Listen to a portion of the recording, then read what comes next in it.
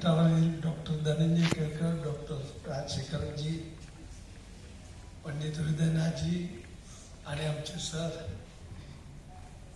Doctor Vishwanath कराडजी, माझ्या उजव्या बाजूला आदिनाथ आणि डॉक्टर समीर जोग, ही सगळी मंडळी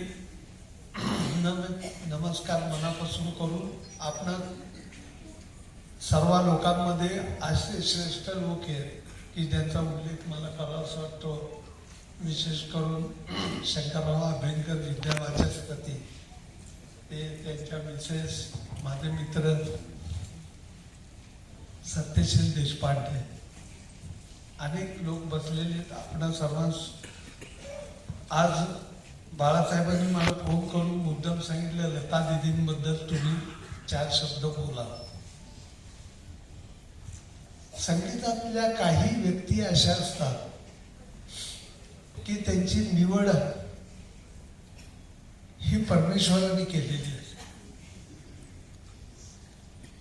लता दीदीनं भूतलावर पाठवलं होतं, ते परमेश्वराने योजना करून पाठवलं होतं. शक्य नाही अदरवाईज. आणि अशक्यातल्या गोष्टी त्यांनी इतक्या सहज रीतीने केल्या आहेत, याला परमेश्वराचे आशीर्वाद असल्याशिवाय शक्य होत नाही, असं माझी नक्की खात्री आहे. साक्षात सरस्वती देवींचा वरदहस्त असलेल्या लता दीदी यांचं प्रेरणास्थान मात्र हे त्यांचे पिताजी दीनानाथराव होते. आणि दीनानाथरावकडून त्यांना मिळालेली ऊर्जा ही शेवटपर्यंत त्यांच्या कामास आली. आणि ती ऊर्जा तुम्हा आमच्यापर्यंत सहज रीतीने पोचली, अशा रीतीने पोचली की तुमच्या आमच्या हृदयात जाऊन ती बसली. जसं पु ल देशपांडे म्हणतात की सूर्यचंद्र आहेत तोपर्यंत लता दीदींचा सूर कायम आहे, असं म्हणत आहे. सूर्यचंद्र आहेत आणि लता दीदींचा सूर ह्या कायम राहणाऱ्या गोष्टी. त्यामुळे लता दीदी आपल्यात नाही आहे, कारण आजची टेक्नॉलॉजी अशी आहे की आपल्याला कुठलंही गाणं लता दीदींचं ऐकायला मिळू शकतं. त्या असं काय त्यांचं वैशिष्ट्य मला वाटतं की संगीताची जी बीजतत्व ती म्हणजे सूर आणि लय हीच त्यावरून घेऊन आल्या होत्या. त्यांचा स्वर कसा होता, मला असं वाटतं की त्यांच्या गळ्यामध्येच तानपुरा होता. त्यामुळे त्याने तानपुरात त्यांचा स्वर लागला की तानपुरा त्या स्वरात मिळवायला पाहिजे, इतका स्वर पक्का होता, स्थिर होता. स्वर आणि लय ही बीजतत्व कशी आहेत संगीताची, तर स्वर हा कलाकाराची एकाग्रता सांगतो आणि लय ताल हा आत्मविश्वास अधोरेखित करतो. आता आत्मविश्वास म्हटल्यानंतर आत्मविश्वासाच्या जवळचं घर कुठलं आहे तर अहंकाराचं घर आहे. ही अहंकाराची स्टेप ओलांडायची कशी, कारण ती आत्मविश्वास आलाच पाहिजे. आणि असा आत्मविश्वास आल्यानंतर त्याच्यामध्ये शरण भाव मिळाल्यानंतर तो आत्मविश्वास अहंकाराच्या जवळ जातच नाही. लताबाईंच्या तोंडून लता दीदींच्या तोंडून जे संत काव्य बाहेर प्रकटलं ते अशा रीतीने प्रकटलं की तिथे पूर्ण शरणभाव होता. आणि ह्या शरणभावामुळे त्यांचं गायन हे असरदार झालं.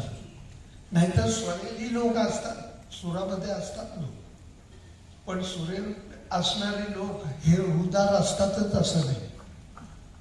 रुदारी त्यांची तेवढीच होती घट्ट की त्यांनी उच्चारलेले स्वर आणि शब्दाला किती जपत त्या. असे शब्द उच्चारण कोणाला जमणार नाही. आणि त्यांनी त्यांच्याबद्दल मोठमोठ्या लोकांनी काय म्हटलंय, उस्ताद बडे गुलाम अली खानसाहेबांनी असं म्हटलंय, ते लता म्हणून म्हणाले, बोले ये लता बोले गलती से भी कभी बेसुरा नहीं गाती. म्हणजे काय कॉमेंट्स एवढे उस्ताद बडे गुलाम अली खान साहेब असं म्हणायचे की स्वर कसा होता त्यांचा, की स्वर हा प्रत्येकाच्या हृदयामध्ये जाऊन घट्ट बसलेला होता. स्वर त्यांची लयीची भाव जागा घ्या. आज हृदयनाथजींसारखे, बाळासाहेबांसारखे काही संगीतकार असे आहेत की त्यांची संगीत रचना अशा असतात की गायक, कलाकार आणि श्रोता वर्ग हा गाफील राहू शकत नाही, अशा रचना असतात. म्हणजे त्या ग्रहण करण्यासाठी पहिली बुद्धी ही जरुरीची गोष्ट असते. बुद्धीने ती पहिली समजून घेणं हे गरजेचे आहे. आणि बुद्धीने समजलेली गोष्ट नंतर ती तंत्राने सिद्ध करणं ही त्याच्या पुढली पायरी आहे. आणि ह्याच्यासाठी पूर्ण जन्म जातो. एका जन्मातच हे सगळं जमतं असं नाही. परंतु दीदीने ती स्टेप ओलांडली होती. ती स्टेप ओलांडून त्यांना काही दाखवायचं काहीच नव्हतं की मी कोण आहे, मी काय कसं कमवलंय. त्यांचा भाव जो होता तो शरण भाव होता. स्वराला शरण जात होत्या. लईला सुद्धा अशा रीतीने बघत आहे की आपण म्हणतो ना, स्वर एकाग्रता सांगतो, पण स्वर हा नेहमी स्वराची धून झाली पाहिजे, रागाची धून झाली पाहिजे आणि तालाचा छंद झाला पाहिजे. हा छंद झाला की आत प्रवेश केला की तो ताल मग मोजायला लागत नाही. त्यामुळे कित्येक दीदींच्या रचना त्यांनी गायलेल्या अशा आहेत की जवळजवळ ख्यालाचे मुखडे असल्यासारखे. कितीतरी मी सांगू शकतो. आणि ख्यालाच्या बाबतीत अशा रीतीने ते तालाकडे बघायच्या की दोन मात्रेच्या ठोक्यावरती कधी त्यांनी शब्द उच्चारलेले नाही. दोन मात्रेच्या मधून निघायच्या. आणि ते कोण निघू शकतं दोन मात्रेच्या मधून? ज्याचा लई तालावरती, छंदावरती पकड आहे, तो निघू शकतो. लता दीदींचं कितीतरी गोष्टी अशा सांगता येतील की ज्या टेक्निकल अशक्य गोष्टी. त्या मोठ्या लोकांनी उस्ताद आमिर खान साहेब काय म्हणाले? उस्ताद आमिर खान साहब असं म्हणाले त्यांच्याबद्दल की बोले हम 3 घंटे में जो पकड़ना चाहते हैं, साधना चाहते हैं, वो बोले दीदी तो बोले 3 मिनिट में साध लेते हैं. आम्हाला 3 तास लागतात म्हणाले, यांना 3 मिनिटं पुरतात.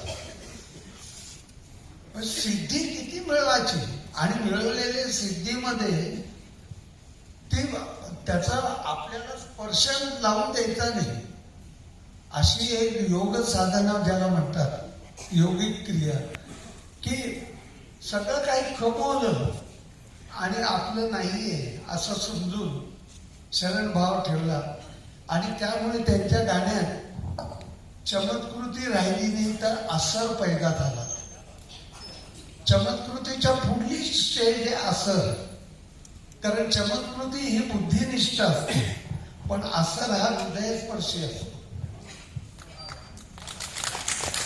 आणि त्यामुळे त्यांचं गाणं हे हृदयात असं घट्ट जाऊन बसलं की ते कधी विसरता येणं शक्य नाही. नाहीतर अनेक संगीतकारांना एकच कलाकार समर्थरित्या पचवतोय, हे म्हणजे लता दीदीचं. मला नवल वाटतं त्या ह्या सर्व मंगेशकर कुटुंबाचं मला नवल वाटतं की त्यांच्यावर कसं सरस्वती देवीची कृपा झाली आहे.